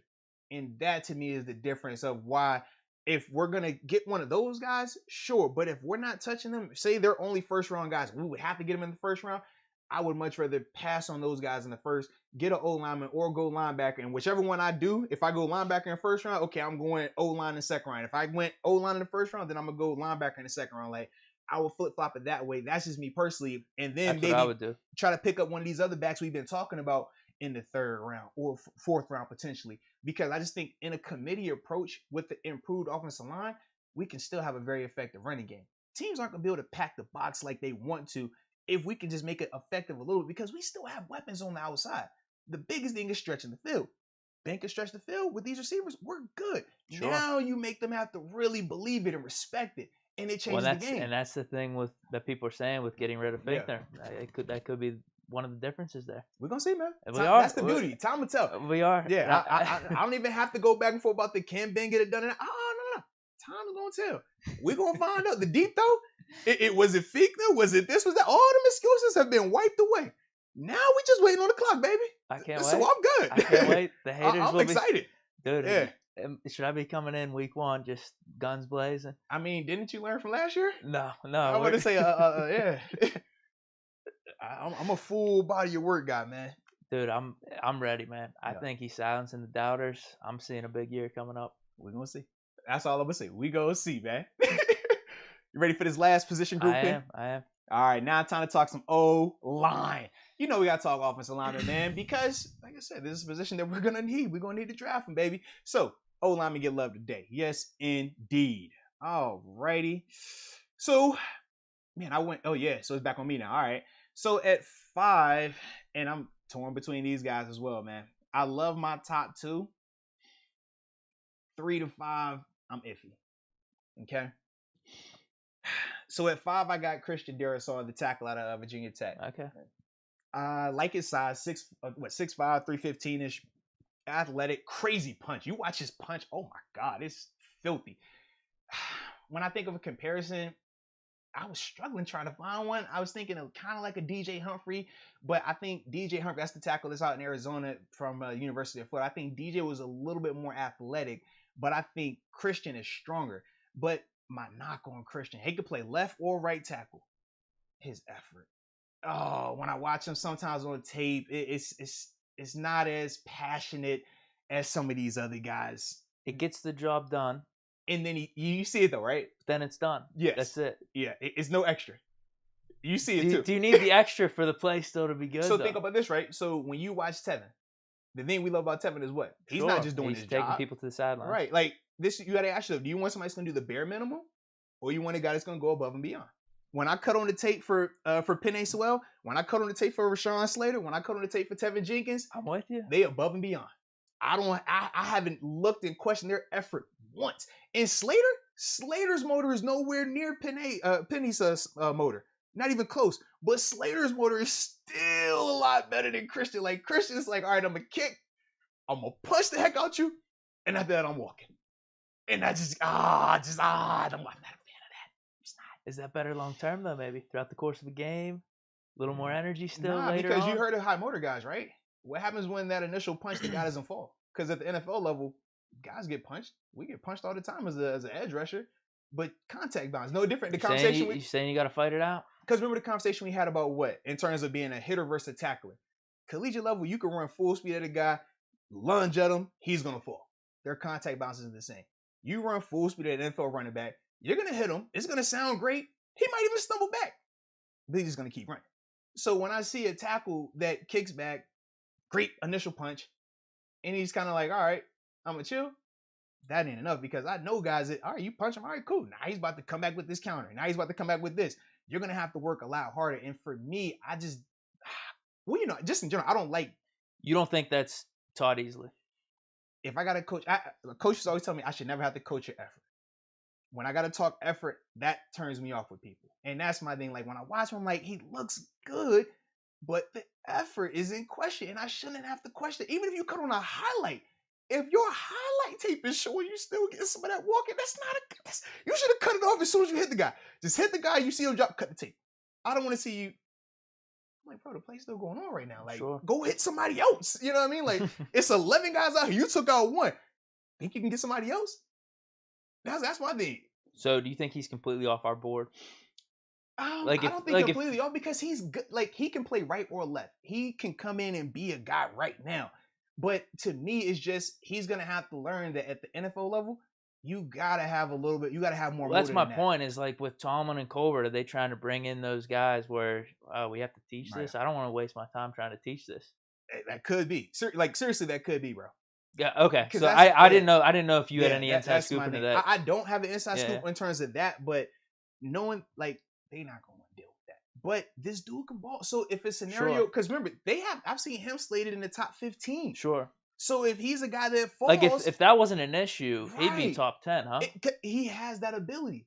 But you just watch him versus Penei versus Rashawn, and you cut the tape and you're just like, bro, Penei has the best motor. Penei's motor reminds me of Pouncey's motor in terms of just height, pulling, like downfield, like, okay, I blocked this guy. Now I'm gonna go get that guy. Okay, I'm gonna try to get this guy. Like, that's exciting. When you see your old lineman doing that, imagine if you're the running back and you're running behind that. You want the guy to just hit one guy and stop the walk, or you want the guy that's trying to get every single These are all body. good points. If you're the quarterback, you want that guy that, all right, you block one guy and you just gonna chill. I did my job. I'm good, coach. Or you want the guys gonna say, all right, I dropped this dude. All right, who else wants some? Who else wants some? I got what? I'm kicking your butt. I'm kicking your butt. I'm kicking your butt too. Like, I want that guy who want all the smoke, not the guy who just want his smoke. So, with all that being said, that's why I come in here, dude. This is why I come into these podcasts. Here we go. I have ideas of what I want to do with these rankings. So, initially, I had Darrisaw at 3. And this was based off of just, hey, he's really good. Everyone's saying he's technically good and everything. Yes. Like, he has everything there, but the effort's the thing. Mm-hmm. So, I was thinking, man, how big of a deal is this effort stuff? Maybe it's just him being in college. he just wants to get out of here. I don't know what it is, but maybe that's not as big of a deal. But ULAN, how big of a deal effort is, especially in college, you don't think it's going to really change in the NFL, or it's going to be tougher to change in the NFL? Well, because you shouldn't be something that's taught. Right now, as a college athlete, he's competing to do what? Make it to this level so he can get paid. Now, once you get to this level, maybe he's just like he's doing the efficiency thing. You see what I mean? Now he's gonna go off in the NFL. I'm hoping. You're right. Hoping. Yeah, it's like, but it makes not one of those things where it's a flip the switch. Because most of the time they say when you get to the NFL, the money isn't gonna change you. It just puts the spotlight more on who you are. So if you were a lazy person, or you had work ethic questions, or your love for the game was already in question before you got here, it's not going to change when you get an abundance of money now. No, it's going to be highlighted because now you're going to be over here like, I got FU money. Meaning I don't have to show up today because if I retire now, and I'm a first round pick, I'm paid, right? Not saying this is how it's going to be. Right. We're not. But not at all. That's the thing I get concerned about. Like I said, I don't know the kid personally. Virginia Tech is Virginia Tech. I'm not a Virginia Tech guy. But it's not like not even putting that in it. Just like I said, when I just watch the tape, because that's why I always feel like Coach Tom always says, what the tape is your living, breathing resume. I don't have to hear what you have to say about your play. I don't have to read or write up about your play. I can simply just cut the tape on, and the tape going to tell me exactly what I need to know. It's going to tell me if you're strong. I don't care about your bench press. What does the tape look like? I don't care about your 3-cone drill. What's your tape look like? I don't care what you got to say. What does the tape look like? And that, to me, when I look at the tape, it's like everything else checks good. But that effort, that's effort is like fumbling for running backs for me. Certain things I just don't want to touch. It's like if your running back fumbles, I don't like that. If my lineman, I got to question his effort, I don't like that too much, man. So this is going to be a switch up for me. He's getting bumped down from 3 to 5 then. I'm with you on that. Because, he's like I said, good. That's why he's in the top 5. He's good. That's what I was thinking. I'm like, maybe this effort isn't as big of a deal. We'll do top 3 just based off talent and just everything that he's done outside of the effort. But if effort is as big of a deal as you say, I'm dropping him down to 5. I'm not having any of it with my list. I'm just not. So I respect that with you, bro. You sound like just a disappointed father right here. It's I'm not dealing with it. Nope. Can't do it. So I had to do that on the fly. So he's 5. My 4 then. Let me rearrange my notes here a little bit. Control X. Oh, hold on. It's back on me, right? Because I went first this time, so it's back on. You got time. Go for it. All right, so we might have the same top 5 after this switch. We might. At 4, I have the old lineman out of USC, Elijah Vera Tucker. Now, the reason I say old line because the more I watch him, can he play tackle? Yes, he can play right or left. But to me, he looks like a guard. I think that's going to be his spot. Yeah. I think he's going to be a guard. I've seen the comparison. They said Will Hernandez with the NFL comparison. I thought more Zach Martin from the Cowboys. Like, just that style in terms of good size on him, right? Because I think with Will Hernandez is smaller, whereas this guy is 6'4", so he has a good amount, like better size on him. But I just like his game, man. I think that he can excel as a guard. I think he can survive as a tackle and be a good tackle, but I think he has like all pro potential at guard. And that's the thing, like with him, but it just comes from when you watch that tape, it's like, can he do it? Yes. But that guard spot, he looks like a man in there. He looks like a monster. Yeah, like why would you do anything outside of that if you were a team? It just looks so natural for him. Whereas like, but the problem is this, in terms of why would teams do it, the need. Yeah. So we see the free agency right now. Absolutely. So if I have a need at tackle, then even though I think this guy can be a better guard, I'm going to play him at tackle because he can play tackle. He can play left or right tackle. But guard is his natural spot. But that's good flexibility. Think about the Steelers, right? Not saying that we will draft him, but the reason why he has been mocked around to us is because of the versatility. Okay, if we have the right tackle position, say we want to put Banner at right tackle, right? Okay, cool. This guy can play left. All right, well, say Banner is at left tackle, but we want to upgrade. We think he's better than Chooks. He can go play right tackle. All right. Say you want to bump him inside. Say the team isn't all the way sold on Dotson. All right, cool. Bump him inside. Like, or just Dawson got hurt. That's all. Like or you can just see like he has the flexibility to play any of those spots. That's to me, that's what I'm saying. Like, so if you're a team like, and you know you have multiple issues on the offensive line like the Steelers have, this is why a guy like him is intriguing because of the flexibility that he's going to play with. Yeah. So he's got the similar thing with Rashawn Slater then, where they're saying, hey, he could play tackle, but is he best at tackle? Right. How big of a deal is this arm size thing? Because everyone's bringing this up now. They're talking about it with Slater. I think they were talking about it with Vera Tucker. I've seen it. For me, when I watch these dudes, man, if you are fundamentally sound like they are, I don't think it's going to be as big an issue. Fundamentally sound, stand square, great kick. You know what I mean? In terms of that first that we talked about, I think they'll be fine. I mean, we They talk. try to do this with quarterbacks But too. they do it with quarterbacks. They do it with edge rushers. Oh man, his arms is long enough. Why is that a pro? The Quarterbacks at the hand size. Yeah. Oh man, his hand was 9 3/8. Oh Lord, it's too small. Like what? Come on, bro. Can he throw the rock? Yes or no? And then, well, when he gets cold and that ball is hard, just put a glove on. All right, cool. But they don't want to do that. But for me, I don't care about the arm length like that. I just look, like I said, when you watch them, they bend well. They great in terms of their fundamentally sound and things like that. And with with Elijah, nasty attitude, man. When you watch him play, he has a little bit of that Tevin in him. Not to the same extent as Tevin, but he has that nastiness about him. And from what I've read on him, they say he's a great natural leader too. Like they say he was one of the vocal leaders at our locker room, which I do like as well. I might have to bump there, so I just off my top 5 list. Maybe I'll put Barrett Tucker at 5. So I got Tevin Jenkins at 4. And one of the main reasons, now I'm glad you clarified some of this because it's bothering me with all this versatility talk about like, oh, left tackle, guard, center, and all this. I'm like, you just want to put the dude at the best spot, right, don't you?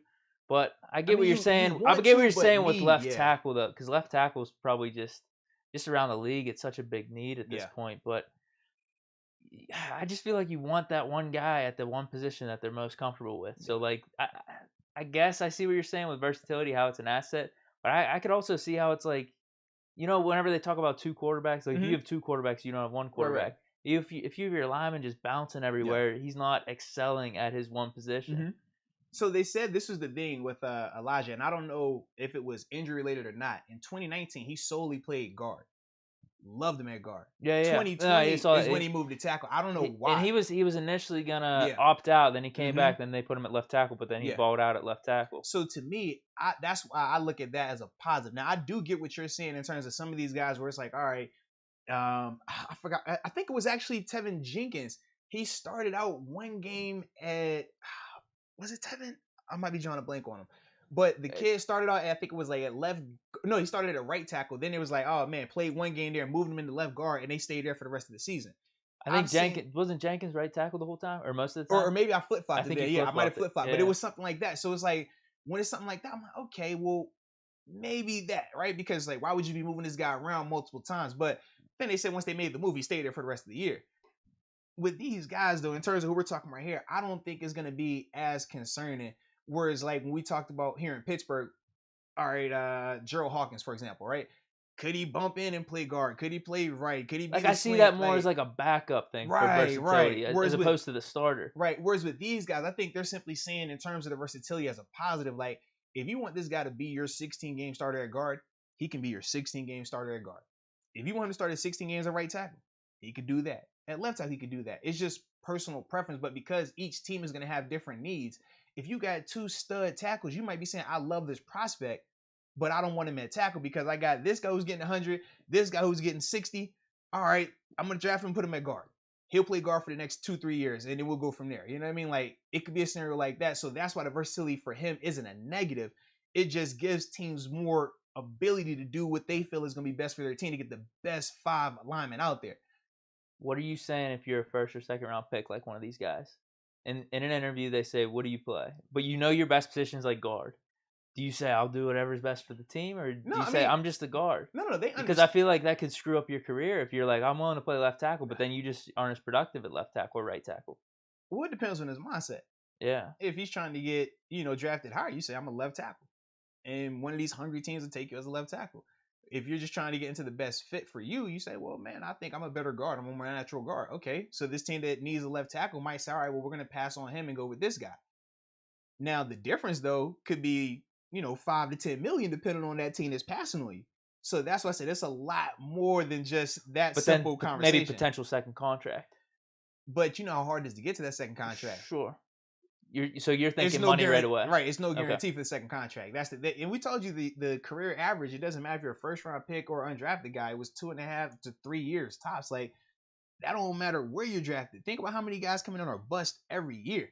Like, we see that. So yeah, to be planning for that second contract and you ain't got out of that first one yet, a little iffy. Okay. Got you.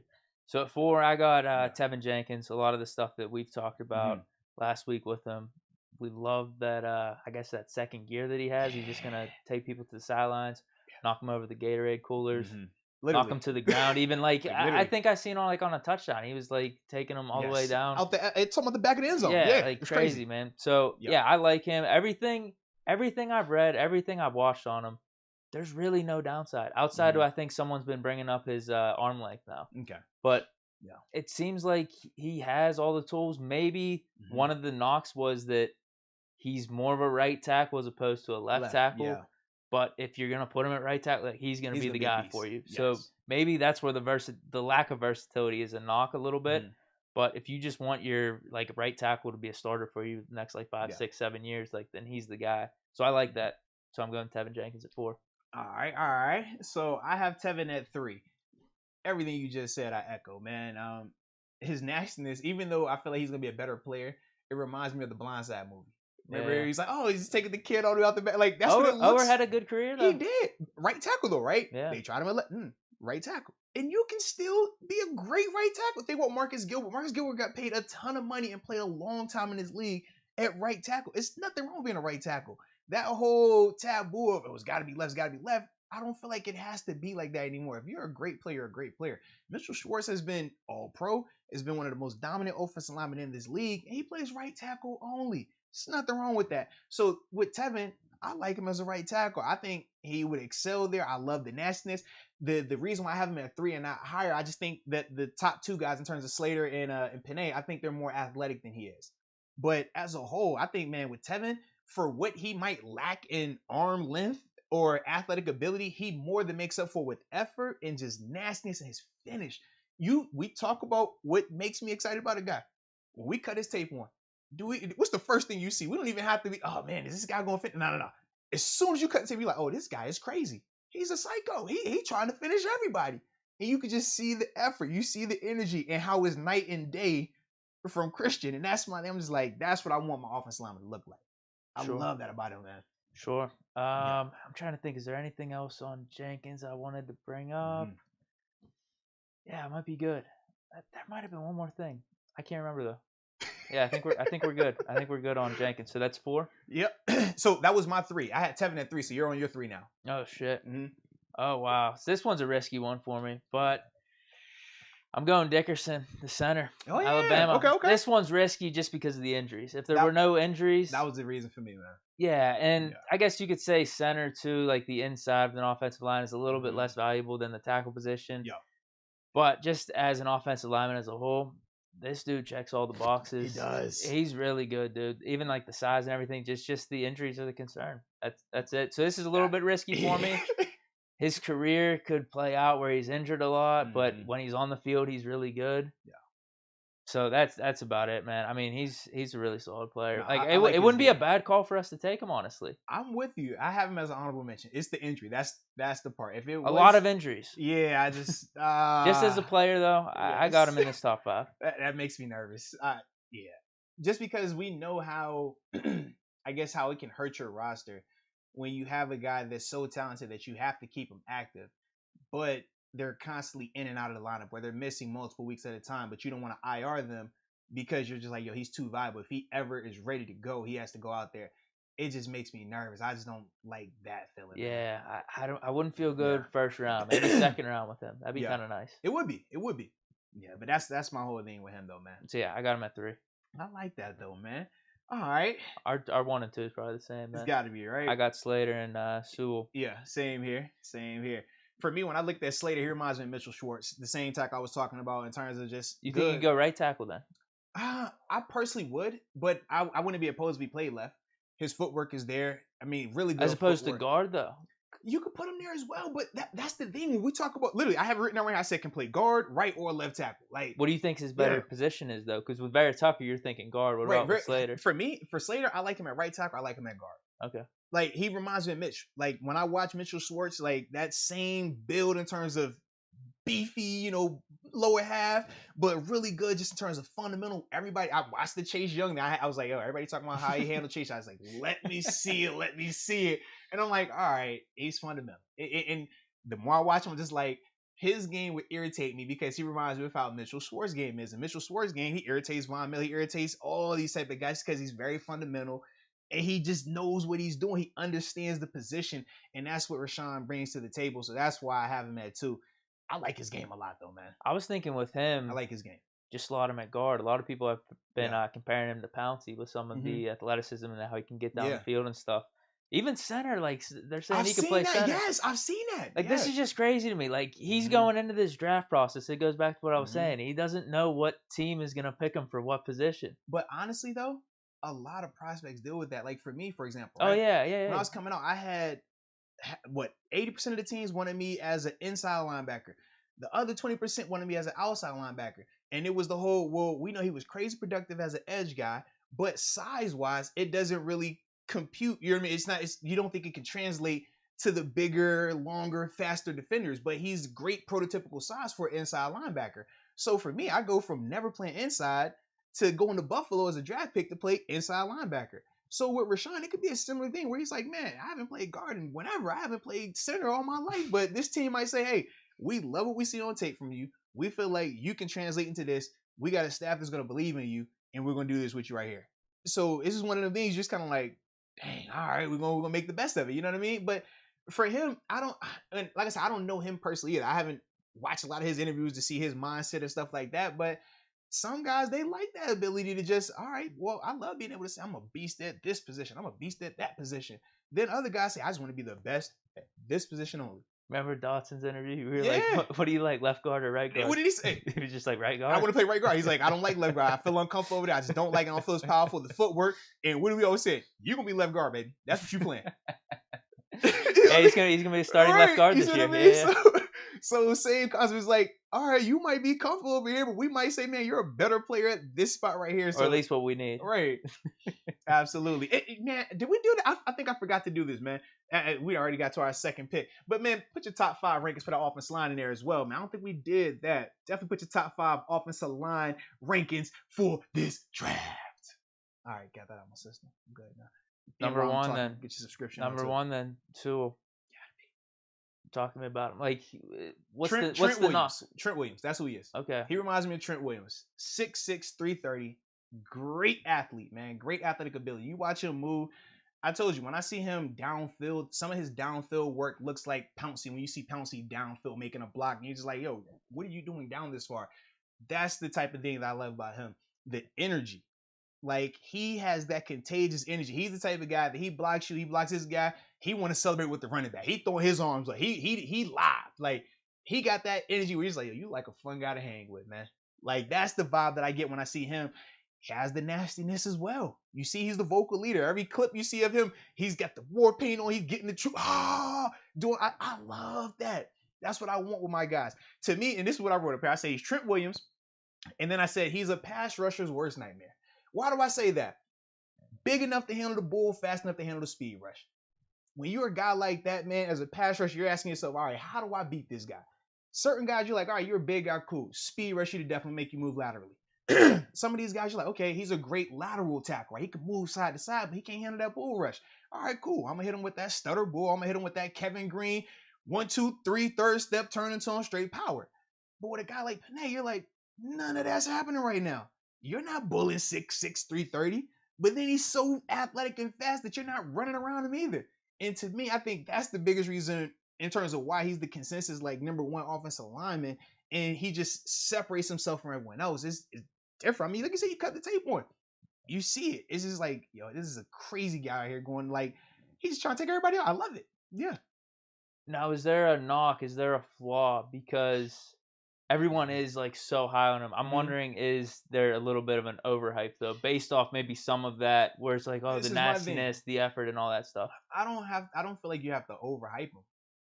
Like I said, you just turn his tape on, watch what he can do in terms of, can he handle the speed rush? Can he bend? So yeah, aside from like the splash stuff that he's doing, he's really technically sound. He's fundamental. Yeah. That's what makes him be able to do those things. But when you have a fundamental player who has elite level athletic ability, that's where it's different.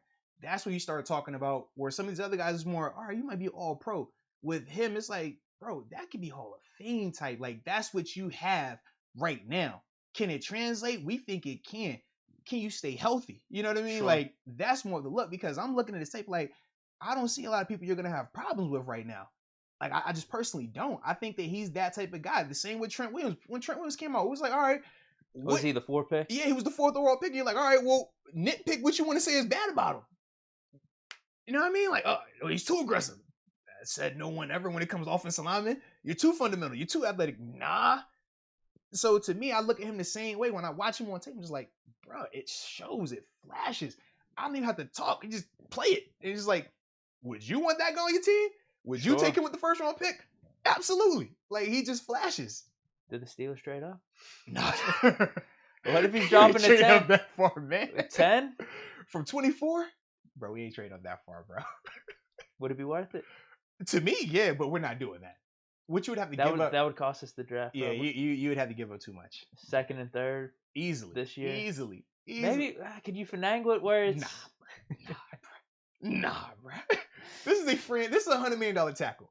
That's what this is. This is, like I said, when you drafted, when the Washington football team drafted Trent Williams, they said we don't have to worry about the left tackle spot for the next 10 years. When the 49ers just gave Trent Williams that $100 million contract, they said we're not worried about this position for the next 5 years, because obviously he's up there in age now. But it's like, we're not worried about you because we know what you're going to bring to the table. We know your dominance. We know it doesn't matter who they put out there against you. We don't have to worry about that part of the protection anymore. That's special. That's what Penei is. Cool. So, yeah, like I said, we could try to nitpick about, well, I think he ties his shoes, he goes his left foot first instead of the right foot. We can nitpick that. If we want to nitpick the swag, oh, well, anybody could do the face paint. Why don't you put something else? If we could do that, cool. He looks swaggy with the 58 on as well. Seeing that number at tackle, you're like, whoa. Can you do that in the NFL? Not right now. No. The New Jersey rules, maybe? But it would be tight, though. Yeah. Just say, you see that 50 number, it's like, yo, you just look athletic. Like, that 58, he looks like, I'm like, bro, can you play a little defense? You play a little D-line? You try to cross it?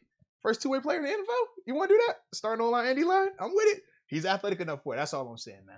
Okay. But I love his game. No, I'm glad you clarified that, because, I check out the highlights with him. Everyone's saying he's amazing. He's like this generational talent. So, because, dude, sometimes I'm watching these guys, like, you compare, like, Jenkins highlights to Sewell's. I'm like, I mean, what's the big difference here? But if you're saying on a play-in by play-out basis, this dude's technically sound too, along with all the highlights that you see and stuff that people are talking about. Think about this with in terms of with Rashawn, right? In terms, like, this dude's 30 pounds and 2 inches taller. Now he's closer in size to Tevin. Tevin's 6'6", 320. Like I said, Penei is 6'6", 330. But Penei looks like the better athlete.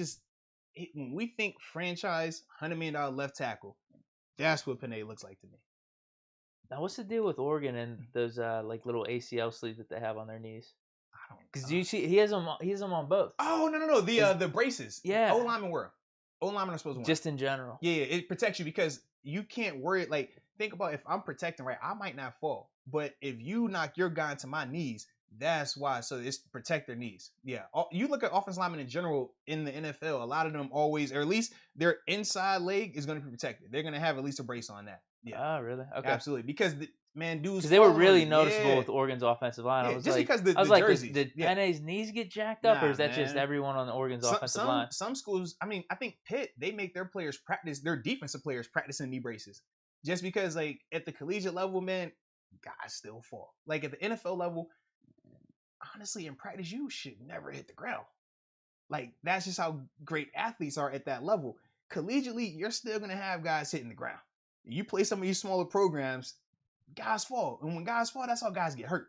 And not just the person falling. He's usually going to fall into the better athlete knees. You know what I mean? So that's why the O-line, because there's close proximity like that, bigger bodies, guys getting jerked around like that, they put the braces on. Gotcha. Yeah. So that's all that is, man. No concerns right there. You're cool. Good, bro. Gotcha. Yeah, man. Oh, all right. So let's see what people have for these rankings. All right. So what do they have there? So A. Farrell. Here we go. At 5, he has Randuz. That's the cat from North Dakota State. Okay. Yep. Then at 4, he has Vera Tucker. At 3, Jenkins. At 2, Slater. Then at 1, he has Penei. So no Darasol on his. All right, let me see what Douglas Souza. Shout out to Douglas. At 5, he has Creed Humphrey. Now, he's the person I thought about a little while. Wow. Yeah, he has, where were we at? Man, the comment just moved. All right, here we go, Douglas. All right. Yeah, at 5, he has Creed Humphrey. At 4, Vera Tucker. At 3, Jenkins. 2, Slater. And then at 1, he has Sewell. I butcher his last name every time. Yeah, I'm with because I've you. heard it as Sewell. I've heard it as Sewell. Like I don't know if they pronounce the W or not, and that's my thing. Like is it Sewell or Sewell? Yeah, I don't know. Yeah, I'm with you though. Yeah. Every time I see it, I'm like, how do I pronounce this? The cat from Oregon. And I'm trying to see, is there any other? Oh, all right. Cole Fitzsimmons has. All right, he has a slash at 5. He has Creed Humphrey / Christian Darrisaw at 5. Okay. All right. Then at 4, he has Elijah Vera Tucker. At 3, Tevin Jenkins. All right. A lot of people 2, high on Jenkins. Yeah, now he has a different right here, though. At 2, he has Panay. At 1, Rashawn Slater. Whoa. Hot take. All right. That is definitely the hot take right there. All right. I like it, though, man. Hey, that's the beauty of this, right? Like, it's opinionated. It's difference of views and different preferences as well, man. So I like that. Sure. All right, and then we got Vikesh. He has, let's see. Oh, he has a whole list of people up there. Wait a minute. He's got the 6th-round sleepers. Oh yeah. His thing is he has like at O tackle. He has Panay at 1, Rashawn at 2, Tevin at 3, Christian at 4, and then Sam Cosmi at 5. Then he has an inside offensive line ranking with Landon Dickerson at 1, Creed Humphrey at 2, Elijah Vera Tucker at 3, Ben Cleveland at 4, and then Aaron Banks at 5. Gotcha. And then shout out to Joey. Joey has Deke at 5, Deke at 4, Deke at 3, Deke at 2, and guess who's number 1? I gotta say Penny. Deke. So shout out to y'all, man, for y'all participation today. Dude, I'm more like third string quarterback, practice squad QB. That's kind of my position, probably. Yeah. See, I thought you had like that long snapper vibe. Like I could just see a Cam Kennedy type dude with you, man. A Greg Warren type. Just No, I'm like clipboard Jesus, dude. I'm just standing on the sidelines. Just maybe for the antics. Yeah, I'll throw some dots in practice and stuff. Yeah. Throw some, just off the scene, off the actual game. I'll throw my highlight reel on Instagram and everything. I'll look amazing, but you don't want to see me in the actual game. You are funny. He said, "I'm gonna throw my highlights on Instagram. It's gonna look good." Yeah. I like it though, man. That's solid right there, man. No, it's fun as hell. Yeah. So yeah, man, I think that is it for the day, man. So shout out to everybody that was, vibing with us, man. Hope y'all enjoyed this show. We had a blast as we always do. Absolutely. So shout out to y'all, and then until next time, baby. Peace.